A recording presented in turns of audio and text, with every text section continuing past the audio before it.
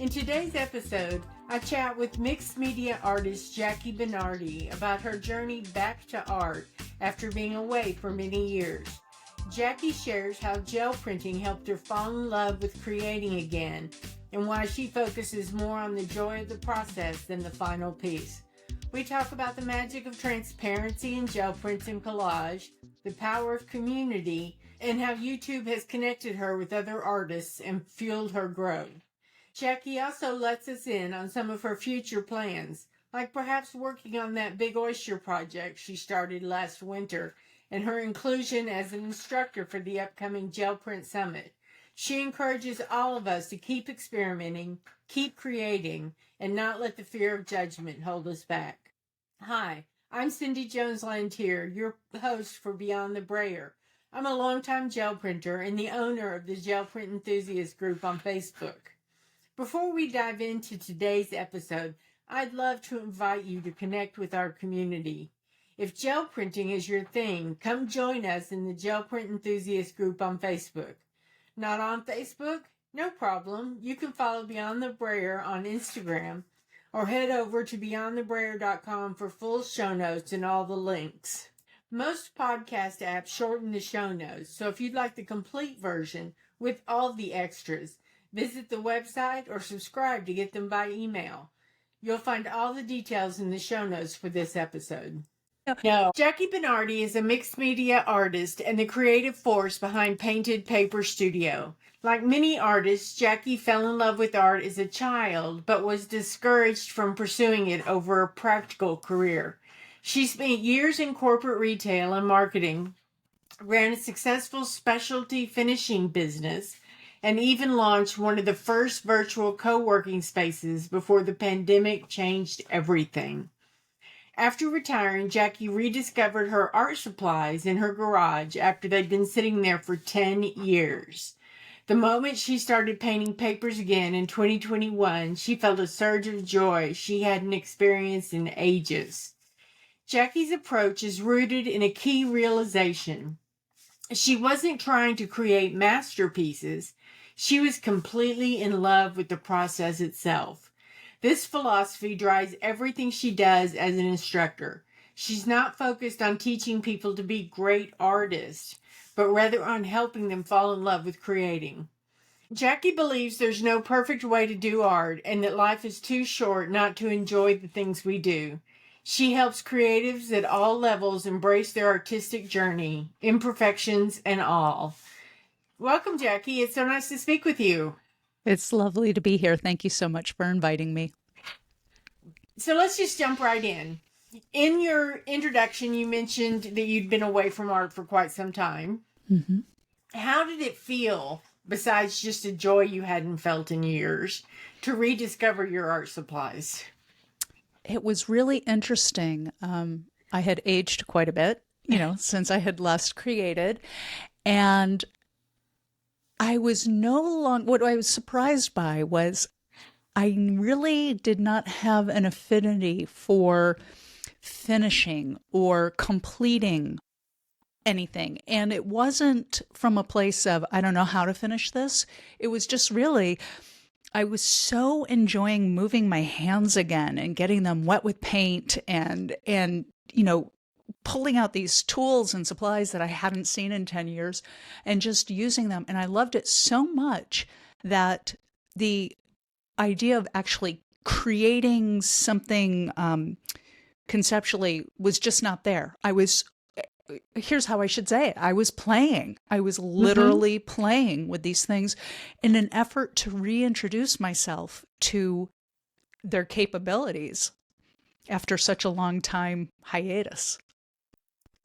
Sounds heavenly. It was. I love to just play with my art supplies and not focus on the outcome and just, like you said, get paint all over my hands. And in my house, we call that painty paws. Although sometimes it's the kitties with painty paws. Yes. Anyway, so tell me about discovering gel printing. So there was an artist, and I feel terrible. I don't remember her name now, but there was an artist that I saw on YouTube years ago, and she had a regular show that was actually like a show. And in one of the episodes, she used a gel plate, and I was like, "What is that magic?" Like I couldn't believe what I was seeing. Like something would go down on the plate, and then something dramatically different would come up. I was like, "Oh, that's exciting!" And so when I was going through this exploration, let's say, or reintroduction to my supplies, I was like, that's something I don't have that I remembered seeing. I should get my hands on that. And I did. I got a 8x10, my first 8x10 gel plate. And the wheels came off the bus in the most beautiful way as soon as I got it. Like my early prints were pretty terrible when I look at them, but they weren't, because they were instructional, right? On Exactly. what to do and what not to do with a gel plate.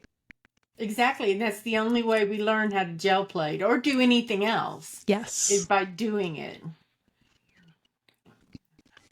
How would you describe your gel print style? My gel print style is experimental. And I would say that's probably true for most gel print artists. I mean, one of the very unique things about monoprinting with gel prints is you really don't know what is going to come. You can plan as much as you want, but if you're using more than one color, you really don't know what is actually going to come up on any given print.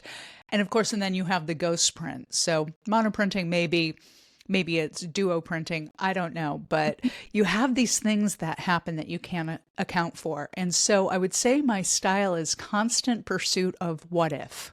Right? What if I tried this little thing? What if I used, I have one of those silicone basters for like, barbecue chicken or whatever on the grill. And one day I just pulled that out and I was like, what would this do on the gel plate? And I pulled the print and I ran into the living room to show my husband, look what I just made. And he's like, what is it? but to me, it was an incredible feat of I took something so pedestrian and made something so spectacular out of it just on this gelatin plate. Amazing. Do you typically plan your prints or do you work more intuitively? I don't plan my prints. I would say if I use stencils or any kind of agent that will leave either an impression or a resist type look, that's about as much planning as I will do. I have complete envy over artists that I see that can really structure a design, a very intentional design out of the gel plate. That's not exactly where my interest lies, so I don't do that typically. As intentional as I'll get is color selection, maybe. Although I'm known to just grab colors randomly and see what would happen, right? But in terms of intentionality, it's really about colors and not so much design or what I anticipate the print will come out to be. Again, it's that curiosity loop that's constant for me. Do you make prints for a specific project or do you just make prints to make prints or both? Okay, this is like seriously the number one question I get all the time. Like, what do you do with all the papers? And the real answer is I print just to print. And if I'm lucky enough to pull something that I can identify as this would be perfect in this piece or an intended collage for later, then that's just kind of the cherry on top. Mhm. It's the actual process of gel printing that captures my entire soul. Like when I am rolling out the brayer, there's something that is happening inside of me that is electric, right? So there's a physical component, there's a mental component, there's a release, it's just kinetic. And I love that. Trying to figure out what to do with it all is not as much fun as that moment where like you just put your hand on the edge of the paper and you start the pull and you don't even know if you're going to get the whole print or if the like it's Christmas morning every print, Yes. right? You just don't know what's going to happen, but you know it's going to be exciting. So You are speaking my language. Because I people think, ask me, what do you do with your prints? And I'm like, have them, make more. yes. Yes. So one of the things that I've learned to do with them, because it does, everybody only has X amount of space in their world to keep all these prints.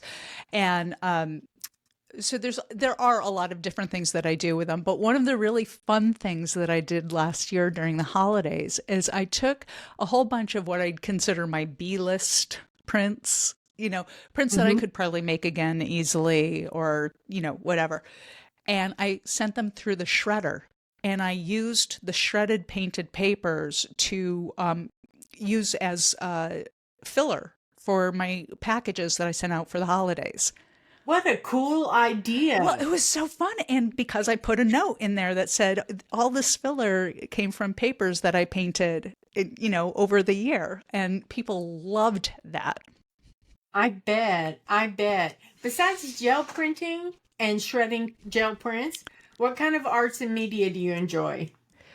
I really enjoy collage, abstracted collage. I don't have it in me to work in any real type of realism. I mean, to a certain degree, maybe, but it just doesn't interest me. What interests me is, and again, it goes back to that feeling. I'm very, very in touch with how I feel when I'm creating.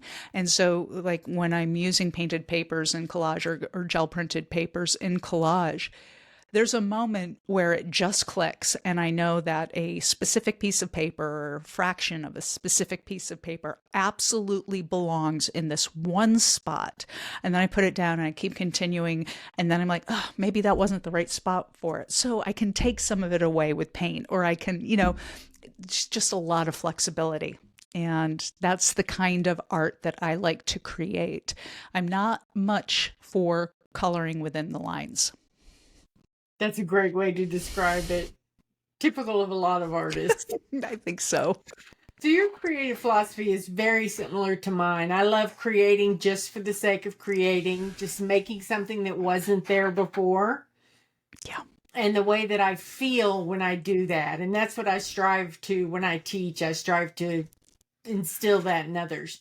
Can you talk a little bit more about the idea of process over finished product? The idea of focusing on the process instead of the final product is really a mindset issue.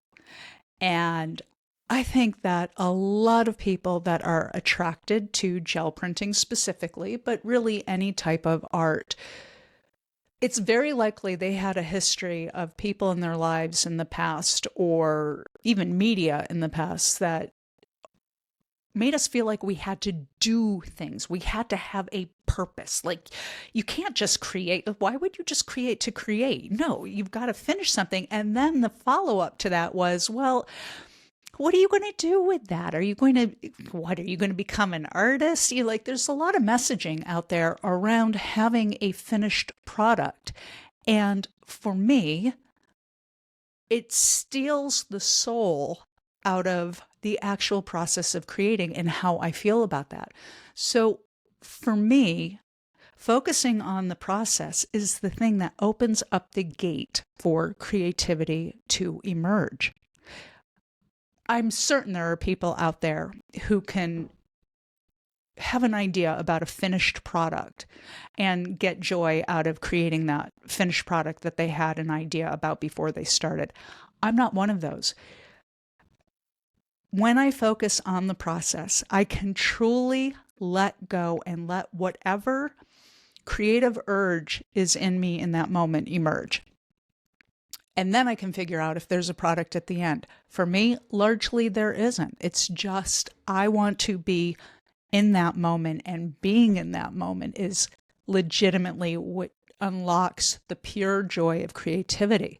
So when I say in my videos that when I talk about process over product, it's really to encourage people to be okay with not having to have a finished product, and that it's not just legitimate and warranted, but necessary to grow creatively by just going with the process. It's funny that you mentioned the messaging that we all get. I had a brother who one time drew a deer jumping off the paper with no reference image, and it was gorgeous. And so I had a brother who could do that. And I can't do that. I can't color, as you said, in the lines even. I can't do that. And I'm not all that interested in learning. People say, "Oh, anybody can learn to draw," and I'm like, "Well, not if they don't want to." But so when I got interested in art, there were a lot of people around me and myself who said, "Yeah, but I can't draw like he draws, so I'm not an artist." And that robbed me of my creativity for years. Yes. And we believe that. We When do. when our mind says that to us, we actually believe it as if it's truth. Mm-hmm. And so I'm sort of the anti-creator to that. Like the messaging that I want to be in people's head all the time is, does this feel good or not? Who cares what it looks like? Does it feel good? Right? Process. I know I'll say that to people who, when they first start gel printing, they'll be like, "It's so ugly." And I'm like, but did you enjoy making it? Because if you enjoyed making it, who cares what it looks like? Yeah, Because the joy is already there. So, exactly. what's been one of your biggest aha moments with gel printing? Oh, I have a bunch of them. One of the really surprising ones is fairly early on, once I sort of got the hang of it, and when I say the hang of it, I mean started to feel like that excitement of the possibility of whatever was going to come off the plate in that moment. Um, I naturally, for me, thought, oh, I want to go larger. I need a bigger gel, send a bigger boat. I need a bigger gel plate, right? And so at the time, all I had was the 8x10, and I think I also had a 5x7 that I'm not even sure how I got that one, but so I went out and I got a 9x12, right? Which is not that much bigger than an No. 8x10. But I learned so much by jumping up just that little bit. And the thing that surprised me was it's a lot of work. The larger you work is a lot of work, and it's not about the rolling, that is more work also, but managing everything that could go wrong when you're going to pull a print, right? We all know, if we've been printing for a while, we all know everything impacts what comes off onto the paper. The Every humidity, the size, the strength of the paper, the amount of paint you use. There's so many things. And moving up just that one size was like, oh, wait a minute. Because prior to buying that 9x12, I had envisioned, I don't know if anybody out there can relate to this, but I wanted to get a full size sheet pan, right? I mean, like a baker's full size sheet pan. And I wanted to make my own giant gel plate, right? I mean, I went from an 8x10 to I want to make a giant gel plate. Thank goodness I didn't, because when I did finally get a large gel plate, I got the 16x20, and I ruined so many potentially great prints because the paper pad wasn't strong enough and it ripped, or, all these different things. And so there was American, right? Bigger is better, right? right. So I instantly went from being totally joyful with the 8x10 to going to the 16x20 and being actually stressed out a little bit by using it. And now I even have, I know I'm jumping all around here, but now I have the mega super big one, the 18x24. And very truthfully, I use that almost exclusively as a paint palette, right? And I'm so happy to do it because I do end up with a beautiful print out of it. But I'm not like Art Whisperer 88 Fulton, right? Mhm. Fulton creates these gorgeous, I mean, gorgeous prints, single prints, right, that he pulls off of his plates, and they're stunning and they're singular pieces of art.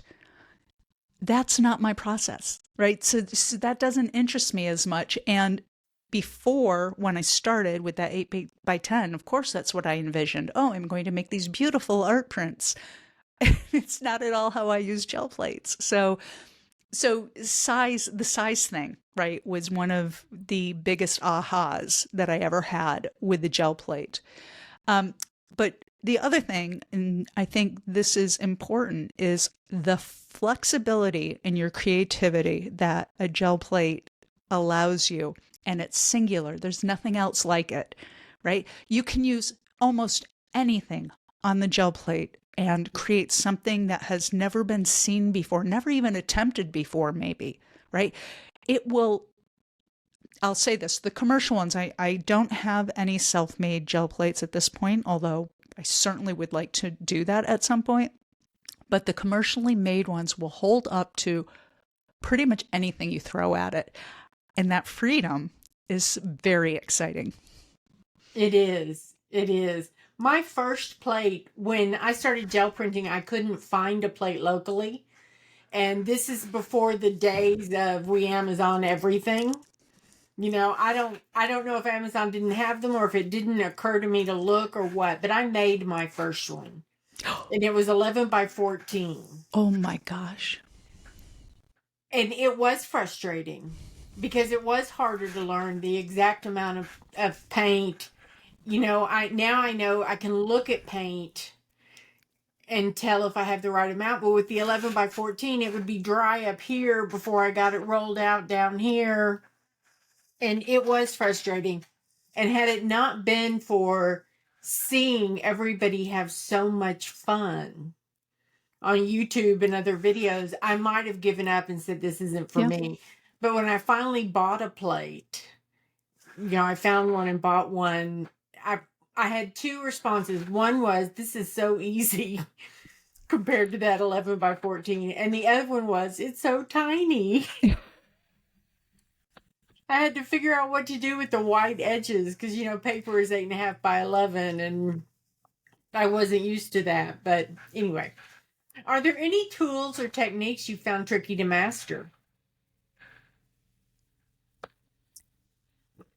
That's such an interesting question.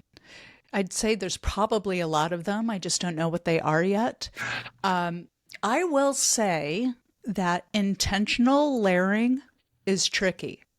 It's tricky for me, right? I see like Elizabeth St. Hilaire does these beautiful layered prints that make so much sense. Like, it's like, of course, that's the color that you would put over this, and then you'd put this mask down, and that does not come necessarily easily or natural to me, but also it's not really in my creative wheelhouse to create gel prints that way, right? Again, my follow through with gel printing is the same with my follow through as painting papers. I love the texture and the abstraction and so on. So, but as a clear answer to your question, I have found that intentional layering, being very specific about what color will show up under this and over that, like a lot of that mid-century artwork that I love, I'm so attracted to, but not necessarily interested in creating.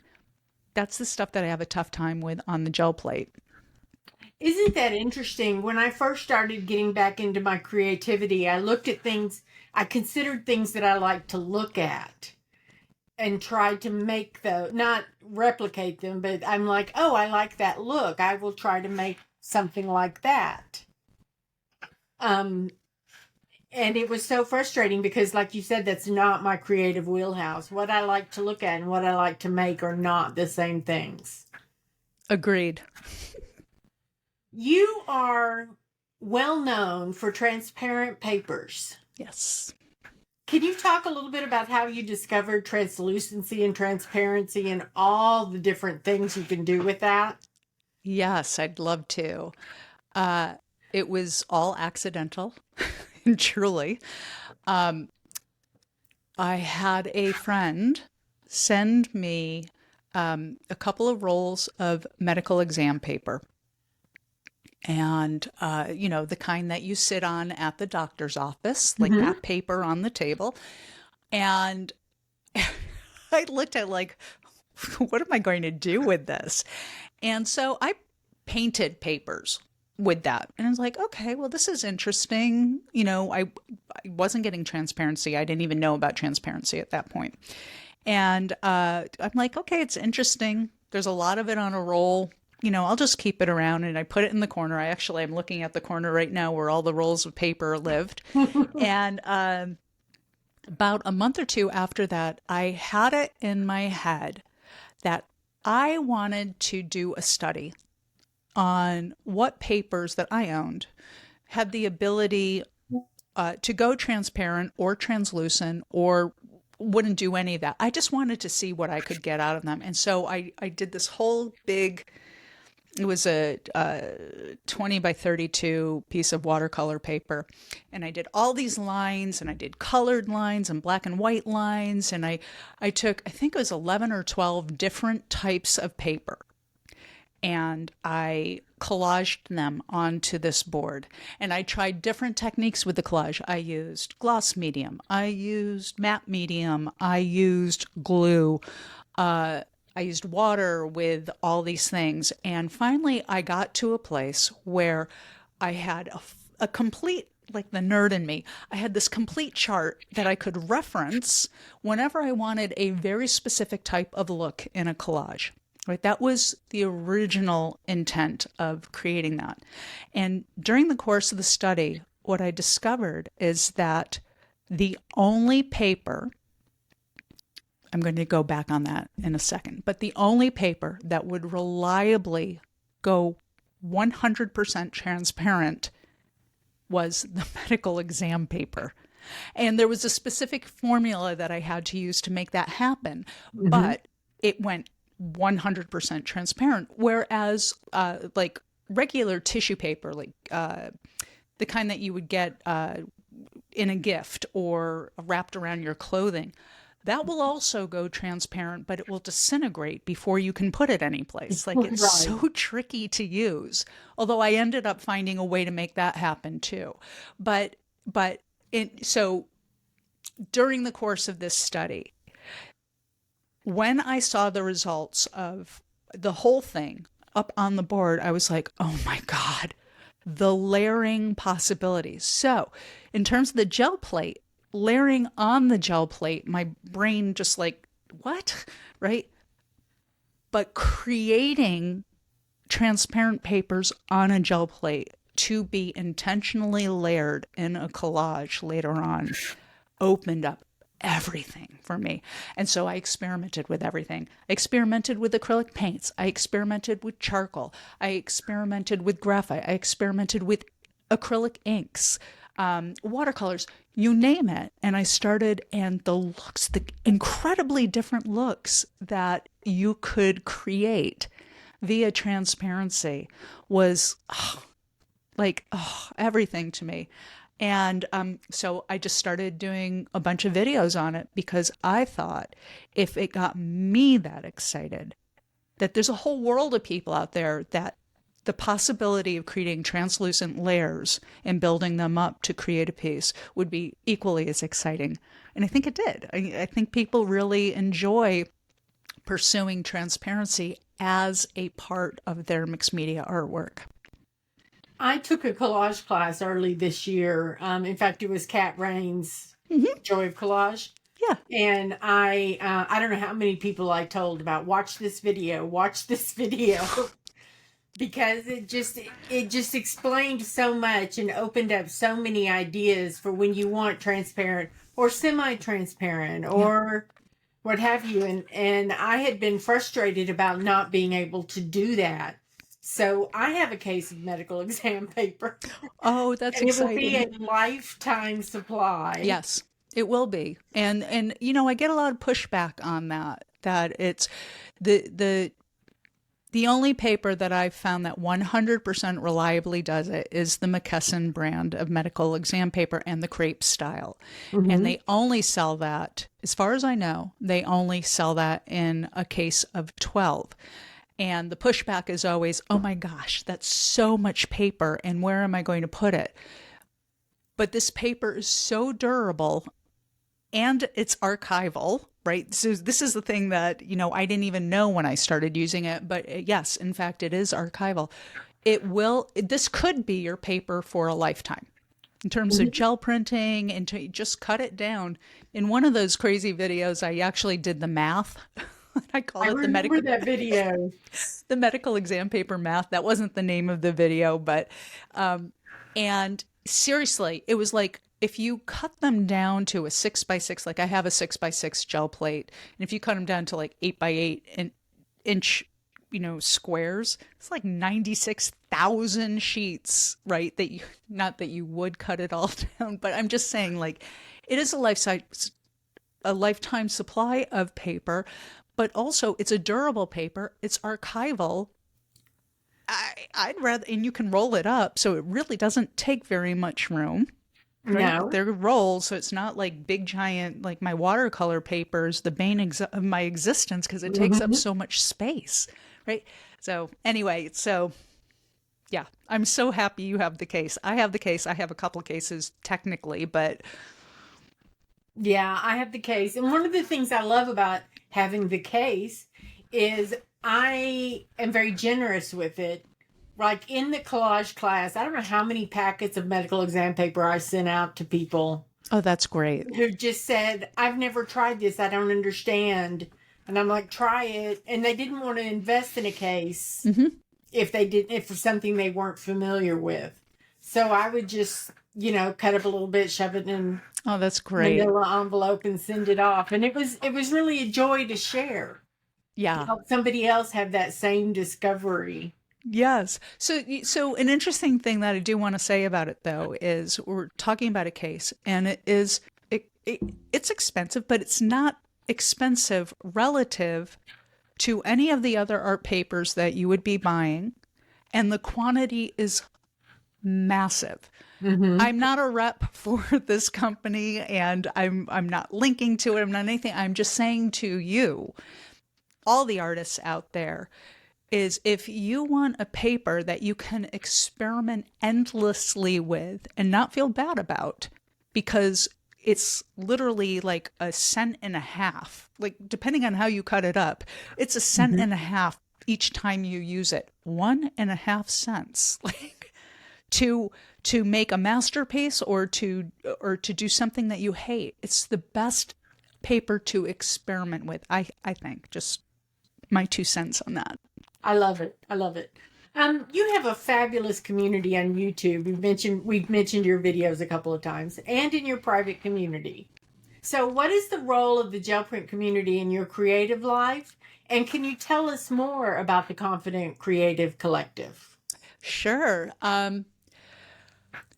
Here's what I want to say about the YouTube and community, as well as the Confident Creative Collective.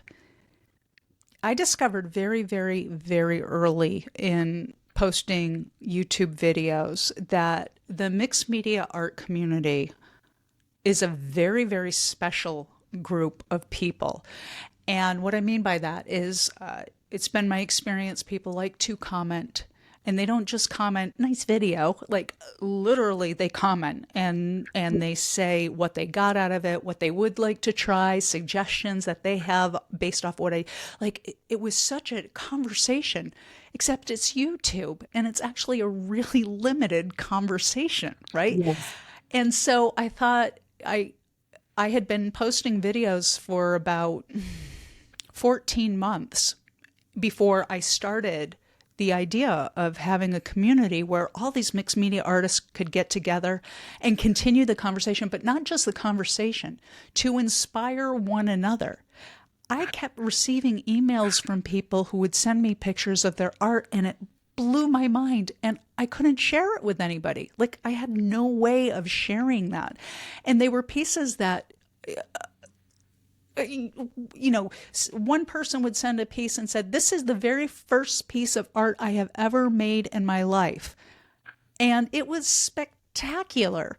Not necessarily because it was technically spectacular, but this person sent another human being who's essentially a stranger, right? Mm-hmm. Something that came out of them that they were so proud of, they wanted to share it.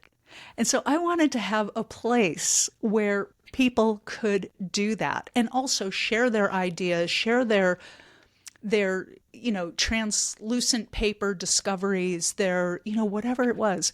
And so it became clear to me that I really did need to have a place like that, because the community on YouTube and the community that was emailing me were people that I wanted to hang out with every day. I mean, really, just you get to a certain point as an adult where, at least for me, you want to hang out with the people that you want to hang out with. You don't want to be obligated to spend time with people that you don't enjoy or that you have no common interests with and all that. And it is kind of hard in person to find, at least for me, it's been hard to find a group of mixed media artists specifically in my area that I really wanted to hang out with. And so I said, okay, well, I'll just make that space and either people will come or they won't, but let's do this experiment. You know me, all about the experimenting, right? And it has turned out to be, honestly, it's one of the things I'm most proud of in my entire life, that even though I had so much hesitation and worry in developing it, right? You put something out there and you don't know if anybody's going to say yes or you want to have. It's been profoundly humbling to me how important it was for me that I did this, but also how important it is for, there's now 4,600 members in the community, free resource members, not paying members, but 4,600 people that want to hang out and learn and have conversations and share with other people from around the world. Aside from my son, I don't know what I could do that's more impactful than that. And that is humbling. How has sharing your work on YouTube shaped your artistic journey? That's a great question. I have had, it shaped my creative journey in that every day is a reminder, every day on YouTube is a reminder to me to stay in love with my own process, because there will be people out there that like the things that I create on YouTube. There will be people out there that don't like the things that I create on YouTube. Both of those should be white noise to me, because really all that matters is how I feel about what I'm creating, right? And I'm just putting it out there. My consistent message, I think, is create for the joy of it. It doesn't matter what it looks like. Just create for that moment of feeling that you have when you go, oh, I can't believe that happened, or whatever. That's the spark. And so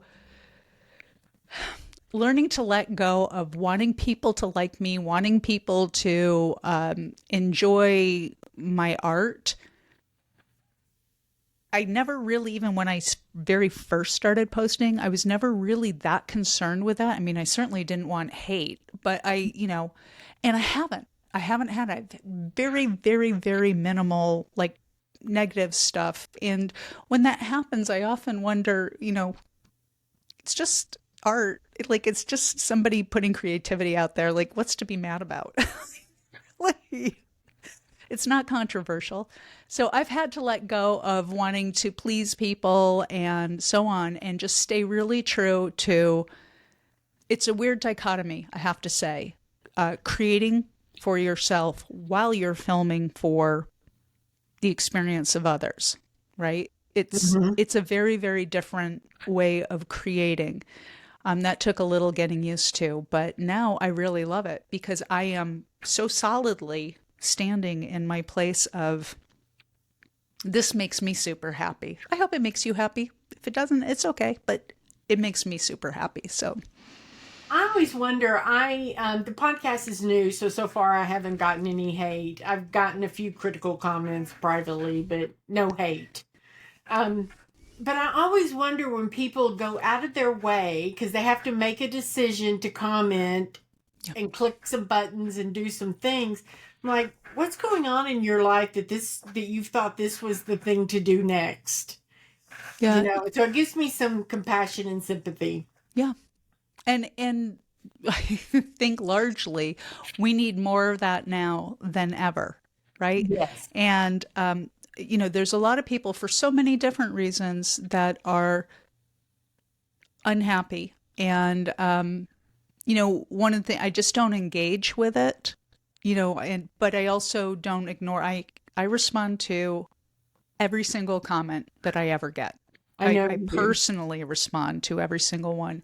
And so even those I respond to, I'm not a doormat though, so, but I do have compassion because I know there's a lot going on in people's lives, in the world at large, and so on that are upsetting. And anybody could have a bad day at any time. And maybe their bad day is in the safest place that it could be in the Hmm. comments of my feed because I'm not going to fire back.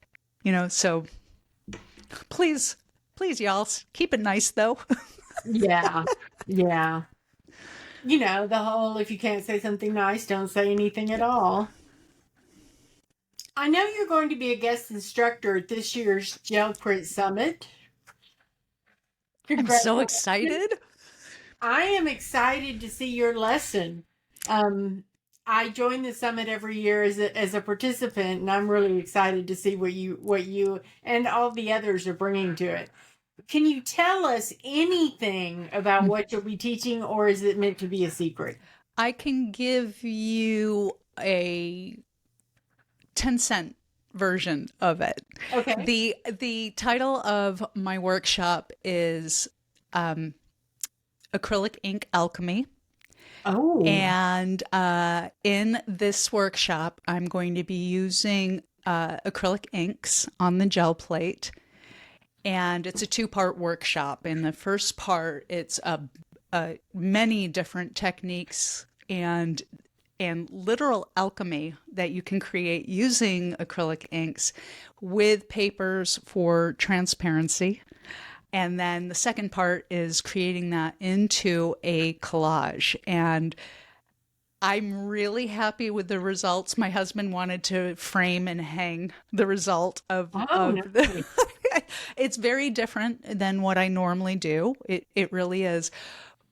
But it was so much fun. And it was kind of like the perfect combination of things Jackie loves, right? Hmm. The gel plate, the acrylic inks, the using things to make a reaction, the transparent papers and collage. It's really like for me, it was a home run type of project to create for this summit. And that's why I'm so excited about it. Like, oh, I literally am having trouble waiting. I've been stalking all of the instructors, seeing who's giving a hint, who's saying a little bit of what, because it's my favorite time of year is the Gel Print Summit. oh, I love that. I bet Drew would be thrilled to hear that. Yeah, I just learned so much, and even if they're techniques that I'm not interested in pursuing, I still Yeah. learned something, and it still sparks my creativity and gets me excited to go back to the plate. Something I have to say, Cindy, that I think the community, the greater mixed media art community on YouTube and on Facebook and podcasts, whatever, there's so much information out there, like, and so many great ideas that may not be your particular thing, but just having seen it informs your brain and creates new pathways for creativity later. And even though it may or may not be a direct line, it's so exciting. I am so happy we live in a time where we can access all of this so inexpensively, relatively, right? In that Relatively, yeah. it's there for us. It's I don't know. It's a living, breathing library of creativity out there. And I'm thrilled to be part of it. I'm thrilled you're part of it. Thank you. Yeah. Let's do some rapid fire, quick and fun. Ghost print or first pull?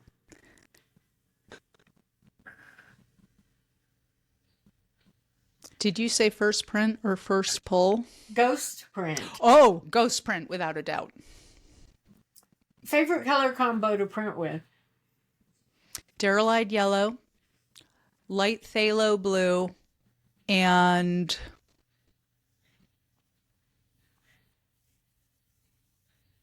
some version of a pink. Brayer, brush, or fingers? Catalyst wedge. Catalyst wedge. Yes, I see you use that a lot. I know here I should have said brayer, but catalyst wedge.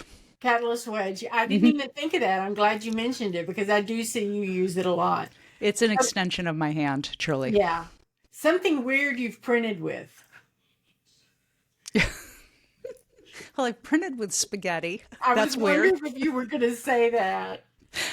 Yeah, I've done that. That was pretty weird. I one time printed with a portobello mushroom, and the result was spectacular. So, all y'all, if you can get your hand on a portobello mushroom, gill side down on your gel plate, oh, it is beautiful. I guess it would be, and I hadn't thought of it, but the gills, yeah, I Yeah, can they see they where. just suck the paint right off, and then you take the mushroom off, and it'll get your plate a little, dirty. But Yeah, dirty's good with gel printing, so yeah, and then do not eat the mushroom yeah. later. Oh, yes, yes. Compost it. Studio, except for when, well, you do voiceovers for your YouTube Yes. videos, so this may apply to your YouTube videos too. Studio must have coffee, tea, music, wine. Coffee. Um, it's always next to me, even this time of day. Coffee, water, and I actually usually have a quiet studio. The reason why I do voiceover on my videos is because I find it very challenging to speak through what I'm creating while I'm in the process of experiencing what I'm creating. I know a lot of people can dual track like that. Mm-hmm. For me, part of what the viewer gets when they watch one of my videos is what I'm doing technically, right? The things that are happening there, but also the realization of my thought process as I was in it and afterwards how I felt about it. Like I can better formulate the commentary when I do voiceover afterwards, after I've had a little bit of time to think about what was happening, how I was feeling about it, and how it ended up turning out. I Oh, wondered why you did voiceovers. That's a yeah. great reason, and I love your voiceovers. Oh, thank you. Yeah, and what I really love though about your videos is and I'm so glad I think you're aware of this and don't edit it out or what have you, but the look on your face when you pull a good print. I say this a lot. People should play poker with me because you'd win all the money. I have absolutely no filter on how I'm feeling. So, What are you currently exploring artistically or what are you excited about? I am very excited to. So, my studio at the moment is going through a refresh. Let's call it that, a refresh. And it's a little bit on hold. My mom is not well right now. So, I'm not able to be here while the work is being done. So, I'm getting excited for that because part of the reason for doing this was to create a space in my studio where I could actually work large. I am desperately missing working large. And so I started last winter a whole project around an Mhm. oyster, right? And there's actually a whole series of videos on Jackie's oyster. And the idea that I was working up to was a giant oyster collage. I'm talking a 6 foot oyster collage. And so I declared it in the video that I was going to do this and it was going to be my winter project. And I got done filming that series of videos. I'm like, where the heck am I going to do this? And I went to places like, is there anybody I know that I could rent their garage or their, like, where am I going to do this? And one thing I knew is I couldn't possibly do the giant oyster without filming it because there'd be people with pickets coming down the street Yes, yes. after me after I talk about the giant oyster. So anyway, so part of this refresh was to create a space in the studio where I could actually work large and be able to film it. And it took a while to figure that out. It really took a long time to figure out that I could do it in my studio. My studio is just one of the bedrooms in my house. It's not like a magical place. It's a bedroom in my house. And so I finally did figure it out, I think. And so I am so excited to get started on that. So we'll see when I get started on it. It could be next winter's project, but it's coming. So that's what I'm really excited about. I'm excited for your big oyster because I've watched the lead up videos and the smaller oyster that you did and the painting of the papers and just everything. And it reminded me of the salsa series that you did and Yes. how you took us step by step by step through the salsa series. Can you talk about that series for a minute? Sure. Sure. So the salsa series started not even as a series, and it just started with this one video, and I took 3 panels and I primed them and I just started building up layers on them. And what that video was actually about was composition. Mhm. And what I was showing was a way to practice composition without being married to the outcome for it, right? This was a very controversial video for a lot of people because what I did was in this one video, on all 3 panels, I did a composition. And on I'll say 2 of the panels, people really loved the composition on each panel. One of them was just okay, but didn't matter. And then I went in the same video, they were all done. I went in and I went over them with more painted papers, with more layers, and I obliterated the composition that was below because I was building another composition on top because the point of the video was to practice composition. I was not married to an outcome. It was just, and it was upsetting for a lot of people because they loved the quote unquote finished product of what was there. And I said, well, it's not going to matter because I'm going to cover these up anyway in the next step. And then all of a sudden it became a series. And so I showed them what I was doing as I went. Now, interestingly, the video right before I started that series was actually the video that we were talking about earlier, where I did the study on the transparent papers. And it was the video of doing the compositions when I really saw the magic of using those transparent papers I had created a couple weeks before in building these compositions that were so unique. And that's how that series started. So from there, the first video was the composition. Second video was about painting painting papers or gel printing papers, I think. And then the third video in that series was the decollage, where I ripped the papers down and I sanded it down, and everybody's like, "What are you doing?" So it was sometime in there, one of the viewers on YouTube suggested that I call it the salsa series, because ultimately it was going to get to a tomato, an avocado, and a red onion collage style. And I knew that early on. I just didn't know exactly how I was going to get there. And so each week, it was as surprising to you all as it was to me what I was going to do next to get there. And it was a really, really fun series. It was long. I mean, it was Several weeks. yeah, I think it was 6 weeks of each week something incredibly different. And, again, with the voiceover, discussing what I was thinking as I was going through that. And yeah. Those are some of my favorite videos of yours, and I'll link to those in the show notes for people who check out show notes. And I encourage you to check out the show notes, because there's all kinds of links and takeaways, and just check out show notes, people. So where can listeners find your work online? Well, they can find my work online at paintedpaperstudio.com. But really, YouTube. I mean, it's not that I have a gallery on my website. I have interesting stuff on my website, but I don't show my work that way. I really show my work on YouTube. Okay, I'll link to your channel. Thank you. Any advice that you'd share with someone just starting gel printing? Keep going.